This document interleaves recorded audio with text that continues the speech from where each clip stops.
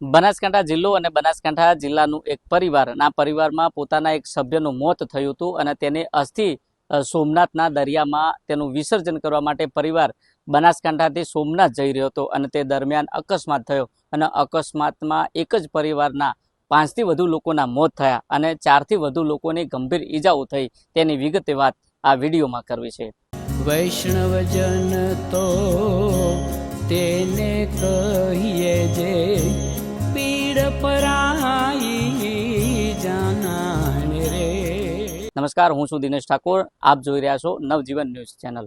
વાત બનાસકાંઠા જિલ્લાની કરવી છે। બનાસકાંઠા જિલ્લો અને બનાસકાંઠા જિલ્લાનું એક પરિવાર અને આ પરિવારમાં એક સદસ્યનું મોત થયું હતું અને આ પરિવારના સદસ્યનું મોત થતાં તેની જે અસ્થિ છે અસ્થિ સોમનાથના દરિયામાં વિસર્જન કરવા માટે જે પરિવાર હતો આ પરિવાર પોતાની જે અર્ટિકા ગાડી હતી અર્ટિકા ગાડી લઈ સોમનાથ જઈ રહ્યો હતો। જોકે સોમનાથ જાય તે પહેલા અકસ્માત થયો અને અકસ્માતમાં એક જ પરિવારના 5થી 6 લોકોના મોત થયા અને 4થી વધુ લોકો ગંભીર રીતે ઘાયલ થતાં તેમને સારવાર અર્થે ખસેડવામાં આવ્યા છે। મળતી માહિતી મુજબ બનાસકાંઠા જિલ્લાનું એક પરિવારના એક સદસ્યનું મોત થયું હતું અને આ મોત થતાની સાથે તેની જે અસ્થિ છે અસ્થિ સોમનાથના દરિયામાં વિસર્જન કરવા માટે પરિવાર પોતાની જે ગાડી હતી આ ગાડી લઈ પરિવારના સદસ્યો સાથે જે સોમનાથ જઈ રહ્યો હતો તે દરમિયાન જે જૂનાગઢ છે અને આ જૂનાગઢનું જે મજેવડી ગામ છે અને આ મજેવડી ગામ નજીક જે પસાર થતું જે જાહેર માર્ગ છે આ જાહેર માર્ગ ઉપર ઇર્ટિકા ગાડી પસાર થઈ રહી હતી અને તે દરમિયાન રોંગ સાઈડમાં જે ટ્રક હતી આ ટ્રક બંધ હાલતમાં પડી હતી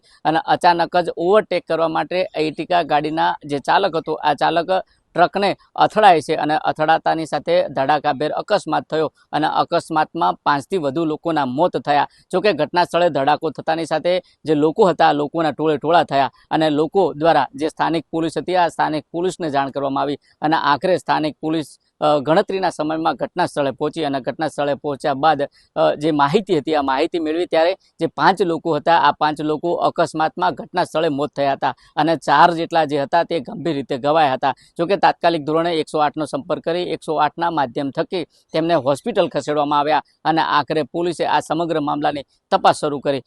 મારું નામ અશફાકભાઈ કચરા।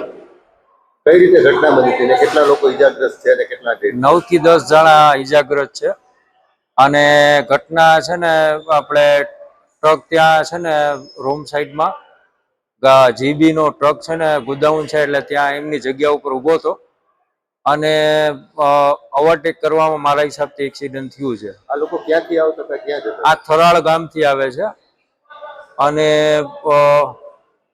મારા હિસાબથી 5 જણા એક્સપાયર થઈ ગયા છે અને 4-5 જણા એને એ લોકો સિરિયસ હાલત છે। એક છોકરો છે એને કાંઈ થયું નથી, કાનો કરીને છે। જોકે કહી શકાય કે જે પરિવાર હતો આ બનાસકાંઠાનો હોવાનું સામે આવ્યું હતું અને આ બનાસકાંઠાનો જે પરિવાર છે કયા ગામનો છે કયા તાલુકાનો છે તે હજુ સુધી જાણવા મળ્યું નથી પરંતુ તે તપાસનો વિષય છે। પરંતુ એ પ્રકારે કહી શકાય કે બનાસકાંઠાનો જે પરિવાર હતો આ પરિવારના એક સદસ્યનું મોત થયું હતું અને તેની જે અસ્થિ હતી અસ્થિ જે સોમનાથ હતું આ સોમનાથના દરિયામાં વિસર્જન માટે પહોંચે તે પહેલાં પરિવારને કાળ બખરી કર્યો અને 5થી વધુ લોકોને મોતને ભેટ્યા। જોકે જે 4 હતા આ 4ને ગંભીર રીતે ઈજાઓ થઈ હતી અને તેમને સારવાર અર્થે ખસેડવામાં આવ્યા। જોકે હાલમાં અમારા સૂત્રો તરફથી એ પણ માહિતી મળી છે કે જે 4 ગંભીર રીતે ઘાયલ થયા હતા તેમાંથી જે 2 લોકો છે 2 લોકોની હાલત ગંભીર છે। જોઈએ આવનાર સમયમાં આ જે અકસ્માત છે અકસ્માતને લઈને પોલીસ મથકે કયા પ્રકારનો ગુનો નોંધવામાં આવે છે તે તો આવનારો સમય બતાવશે। દિનેશ ઠાકોર, નવજીવન ન્યૂઝ, બનાસકાંઠા।